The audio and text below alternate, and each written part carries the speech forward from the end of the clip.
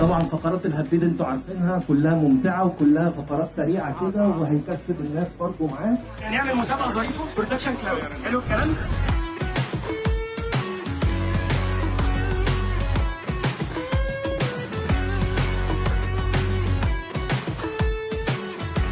الأنثى يا جدعان بيوزع، وهو بيوزع دلوقتي 67 هديه، بس هم مش 67 لان في بيستري طلعت شويه هدايا هاردوير هنطلعهم للأنثى دلوقتي.